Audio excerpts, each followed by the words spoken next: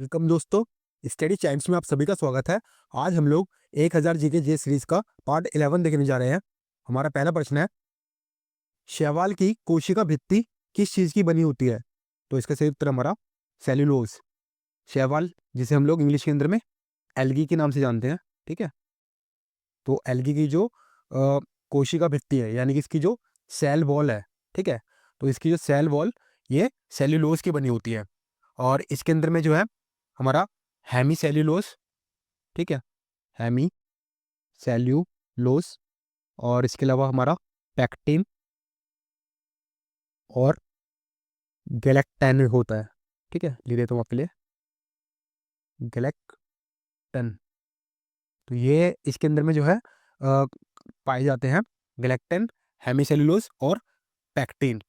और सेल्यूलोज क्या होता है? सेल्यूलोज जो है बेसिकली एक पॉलीसेकेराइड होता है, ठीक है। क्या होता है ये? पॉलीसेकेराइड। ये क्या काम करता है? ये एल्गी को एक स्ट्रक्चरल सपोर्ट प्रोवाइड कराता है। हमारा अगला प्रश्न है, मॉर्ले मिंटो सुधार के समय भारत का वॉइस रॉय कौन था?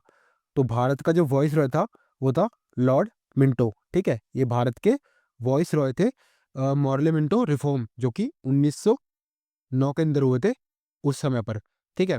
और जो मार्ले थे, मार्ले जो थे ये भारत के राज्य सचिव थे। क्या थे? भारत के राज्य सचिव, यानी कि सेक्रेटरी ऑफ स्टेट, ठीक है। तो इन्होंने जो है मॉडल मिंटो रिफॉर्म क्यों लेके आए थे?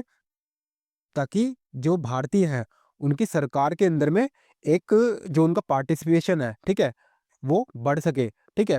और साथ ही साथ जो मुस्लिम थे उनको एक सेपरेट इलेक्टोरेट देना, यानी कि मुस्लिमों को एक अलग से इलेक्टोरेट उन्होंने दिया था इस रिफॉर्म के अंदर में। हमारा अगला प्रश्न है, भारतीय संविधान की प्रस्तावना में पहली बार संशोधन किस वर्ष हुआ था? तो पहली बार जो संशोधन हुआ था वो हुआ था साल 1976 के अंदर में, ठीक है। ये हमारा जो है 42वां संविधान संशोधन एक्ट था। इसके अंदर में सोशलिस्ट यानी कि समाजवादी, पंथ निरपेक्ष यानी कि सेक्युलर, और अखंडता यानी कि इंटीग्रिटी जैसे शब्द जो है वो जोड़े गए थे। ये हमारा 42वां संविधान संशोधन था। और जो प्रस्तावना थी इसके अंदर में ये हमारे 3 जो प्रमुख शब्द थे ये जोड़े गए थे।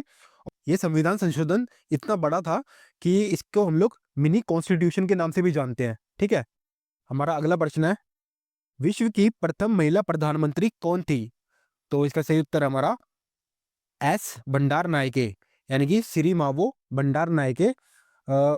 ये तब का जो श्रीलंका था जिसे हम लोग सिलोन कहते थे, ठीक है, उस समय श्रीलंका को सिलोन के नाम से जानते थे। तो ये तब के श्रीलंका यानी कि सिलोन की जो प्राइम मिनिस्टर बनी थी, और उनका जो कार्यकाल था वो वर्ष 1960 में शुरू हुआ था। हमारा अगला प्रश्न है, क्लोरोफिल में कौन सी धातु उपस्थित होती है? तो इसका सही उत्तर है मैग्नीशियम। हमारा अगला प्रश्न है, भारतीय राष्ट्रीय कांग्रेस की प्रथम महिला अध्यक्ष कौन थी?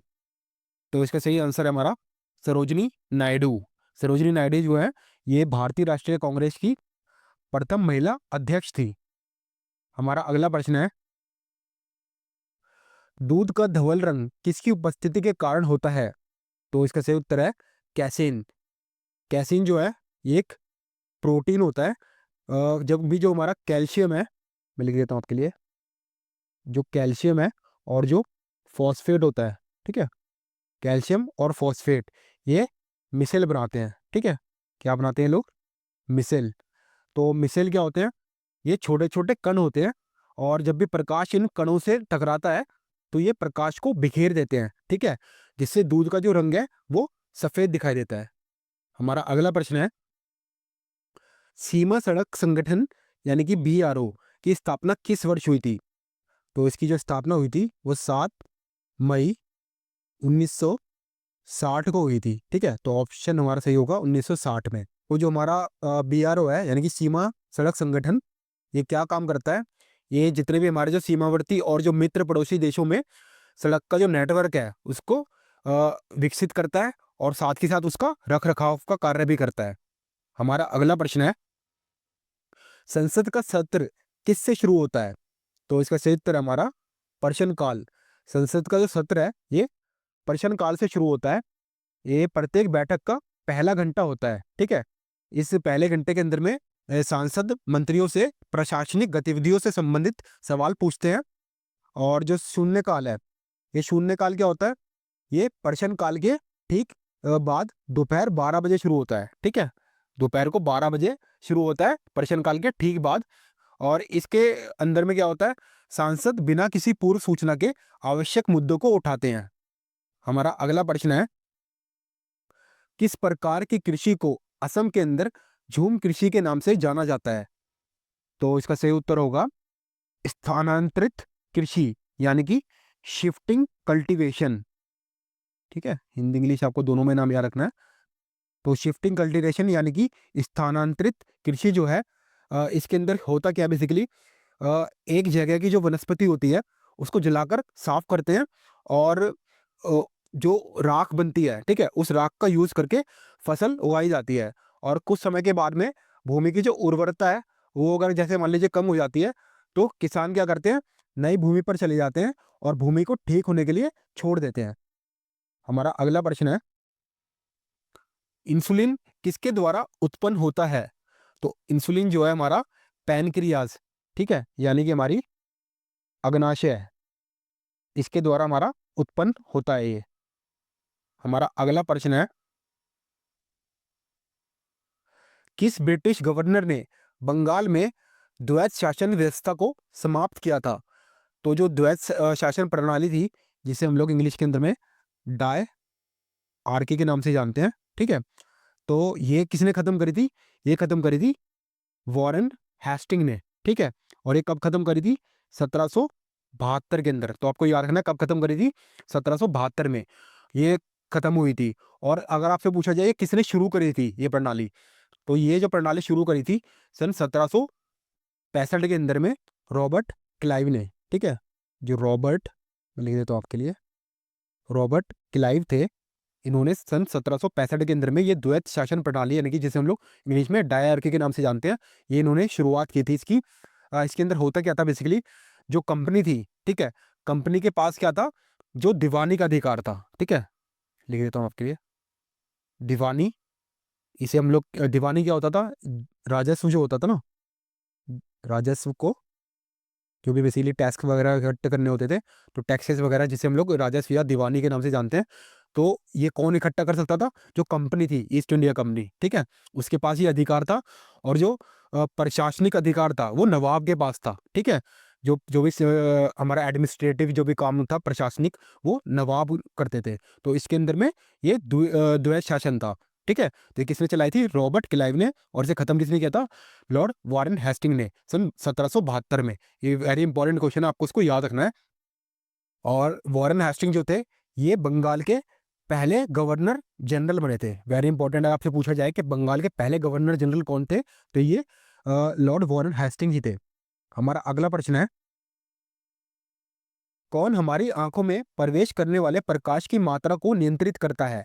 तो इसे समझाने के लिए मैं आपको एक आंख का एक छोटा सा डायग्राम बना देता हूँ। तो ये हमारी जो है आंख है, और इसके अंदर में ये पोर्शन आप जो देख पा रहे हैं, इसे हम लोग आइरिस बोलते हैं, ठीक है, आइरिस। और यहाँ पर ये जो आँख की जो एक लेंस होता है, ठीक है, आँख का लेंस है। तो ये जो बाहर का, जो सबसे बाहर का जो पोर्शन है हमारा, ठीक है, ये वाला, इसे हम लोग कॉर्निया कहते हैं, ठीक है। क्या कहते हैं इसे हम लोग? कॉर्निया। और ये जो पोर्शन आप देख पा रहे हैं रेड वाला, इसे हम लोग आइरिस कहते हैं, ठीक है, आइरिस। और ये हमारा जो है, ये आँख का लेंस है। और ये जो है हमारी प्यूपिल है, ये जो यहाँ से बीच में से प्रकाश जब एंटर करता है बीच में, इसे हम लोग प्यूपिल कहते हैं, ठीक है, प्यूपिल यानी कि पुतली। तो आंखों में प्रवेश करने वाली जो प्रकाश की मात्रा है, इसको नियंत्रित कौन करता है? तो इसको हमारा जो आइरिस है ये नियंत्रित करता है, ठीक है। तो प्रकाश की जो मात्रा है, इसको कौन नियंत्रित करता है? तो इसको सही उत्तर है आइरिस। हमारा अगला प्रश्न है, किसी राज्य के राज्यपाल को किसके द्वारा नियुक्त किया जाता है? तो इसका सही उत्तर है भारत के राष्ट्रपति। जो हमारे भारत के राष्ट्रपति हैं, ये आर्टिकल नंबर 155 के तहत किसी भी राज्य के जो राज्यपाल है उनकी नियुक्ति करते हैं। और जो राज्यपाल हैं, ये हमारा राज्यपाल होना चाहिए किसी राज्य का, तो ये कौन सा आर्टिकल हमें बताता है? ये आर्टिकल नंबर 153 बताता है। ठीक है, 153 राज्यपाल की नियुक्ति के बारे में बताता है। हमारा अगला प्रश्न है, दुनिया का सबसे बड़ा अंतर्देशीय जल निकाय कौन सा है? तो इसका सही उत्तर है हमारा कैस्पियन सागर। कैस्पियन सागर जो है लार्जेस्ट इनलेट वाटर बॉडी है हमारी, और ये दुनिया की सबसे बड़ी लैंडलॉक, ठीक है, लैंडलॉक बोलते हैं। जैसे मान लीजिए कोई भी अगर कोई पानी है और चारों तरफ उसके जमीन है, तो उसे हम लोग लैंडलॉक कहते हैं। ठीक है, तो ये दुनिया की सबसे बड़ी लैंडलॉक झील है। ठीक है, जो कि किसके किसके और ये जो रशिया, कजाकिस्तान, तुर्कमेनिस्तान, ईरान और अज़रबाईजान के साथ बॉर्डर बनाती है। तो आपको याद रखने हैं सारे पॉइंट। हमारा अगला प्रश्न है, किस तत्व की उपस्थिति के कारण गाय के दूध का रंग हल्का सा पीला होता है? तो इसका सही उत्तर है कैरोटीन।